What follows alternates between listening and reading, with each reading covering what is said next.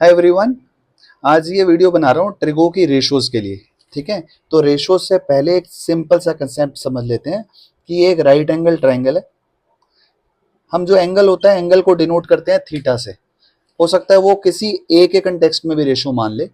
ठीक है, तो जब तक हम नॉर्मली राइट एंगल ट्रायंगल के बारे में पढ़ते हैं और हमें पाइथागोरस थ्योरम लगानी है, तो तीन इन साइड्स का क्लासिफिकेशन पहले समझ लेते हैं। ये 90 डिग्री होता है। 90 डिग्री के जो सामने वाली साइड होती है that is always the hypotenuse. ठीक है, अगर आप सिर्फ पाइथागोरस थ्योरम लगा रहे हो तो either this can be perpendicular, या फिर अगर आप इसको चेंज करोगे तो this can be perpendicular. In normal sense perpendicular और बेस कुछ भी हो सकता है अगर मैं सिर्फ पाइथागोरस थ्योरम लगा रहा हूं।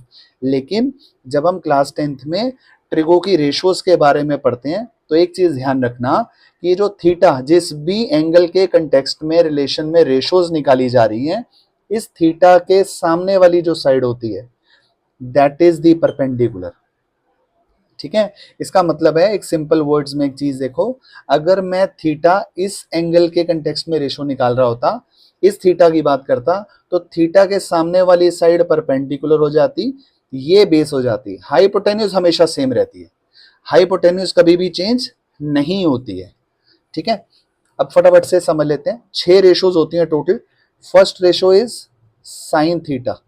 साइन थीटा की रेशो होती है p/h। ठीक है, कॉस थीटा, कॉस थीटा की रेशो होती है b/h। p/h means perpendicular upon hypotenuse, cos theta की होती है बेस अपॉन हाइपोटेन्यूज, और टेन थीटा जो होता है, टेन थीटा होता है p/b। बहुत सारे तरीके मिलेंगे आपको इसको समझने के, लेकिन आपने कुछ रटना नहीं है, कुछ और नहीं समझना, पंडित बद्री प्रसाद कुछ नहीं सोचना। 3 रेशोज हैं। जब हम इतनी सारी याद रख सकते हैं चीजें तो सिंपल याद रखना है, इसके p/h होता है, ये b/h होता है। ठीक है, वैसे टेन थीटा जो होता है वो sine theta upon cos theta होता है। तो अगर मैं इसको करूंगा तो h से s कैंसिल हो जाएगा, p/b। लेकिन जब पेपर आएगा तो आपको इतनी सारी चीजें, ये मौका नहीं मिलेगा करने के लिए। ठीक है, तो नॉर्मल याद रखनी है। साइन थीटा की रेशो, साइन थीटा की ratio p/h perpendicular upon hypotenuse, cos theta की रेशो बेस अपॉन हाइपोटेन्यूज, और टेन थीटा की रेशो परपेंडिकुलर अपॉन बेस। ठीक है, अब आता है कॉसेक थीटा। अब आता है कॉसेक थीटा। कॉसेक थीटा जो होता है इसका एक और रिलेशनशिप भी समझ लो। कॉसेक थीटा साइन थीटा का रेसिप्रोकल होता है।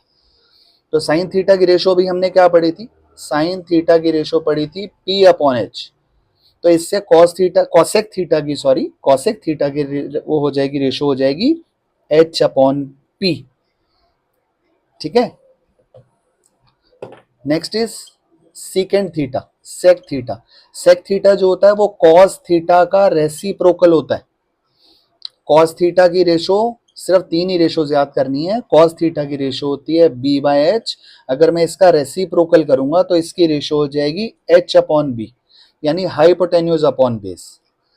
Last ratio cot theta.